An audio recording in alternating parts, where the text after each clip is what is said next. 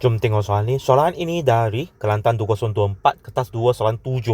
So tajuk dia adalah fungsi trigonometri. Okay, soalan ni saya sudah ubah soal. So dia beritahu kami dengan menggunakan skala 2cm kepada pi per 4 lah. So saya tak lakar dalam graf lah. Saya guna secara lakaran. So dia suruh kami lukis graf ini dan ini bagi domain ni. So kami tengok dia punya kala dahulu lah. So kedua-dua punya graf B dia ada 2 kan. Okay. Sini 2 sini, sini 2 sini. So bermaksud kala dia adalah 2 pi per 2 sama dengan pi. So bermaksud dalam domain ini dia mempunyai satu kitaran lah. Okay. So sekarang kami tengok graf untuk sin dahulu. Okay. So kamu sudah tahu graf punya sin adalah bentuk macam ni kan. Okay. 0, this one is 1, this one is negative 1. So untuk graf ni sini adalah pi. So this one is pi per 2, this one is pi per 4, this one is pi per 2. Yang ini 3 pi per 4 pula. So lepas tu kamu mau anjakkan graf tu satu unit ke atas kan, sebab sini ada 1 ah. 1 plus. Okay. So bermaksud kamu akan dapat yang graf purple ni. So nampak tak graf purple ni. So kamu anjakkan graf tu satu unit ke atas. Okay. So sekarang kami tengok yang cos punya pula. Okay. Cos punya. Okay. So apakah bentuk bagi cos?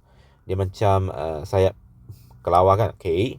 So this one is mungkin saya lukis tak berapa cantik. Okay. So this one is 1, this one is negative 1. This one is 0. Okay. So this one is untuk soalan ni lah. Ini pi per 2. Pi ah. So bermaksud tengah dia sini adalah pi per 2. And this one is pi per 4. This one is 3 pi per 4.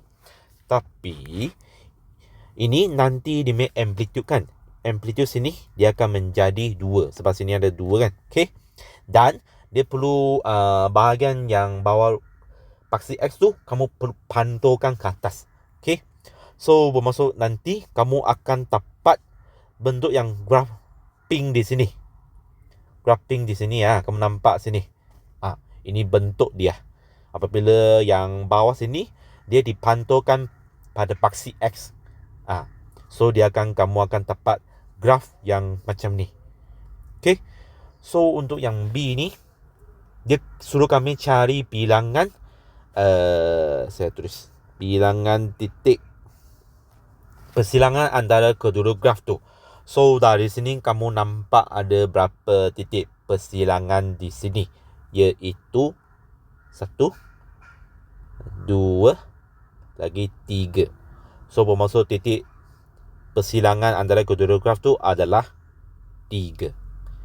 Yang soalan B tu tak payah buat, soalan salah.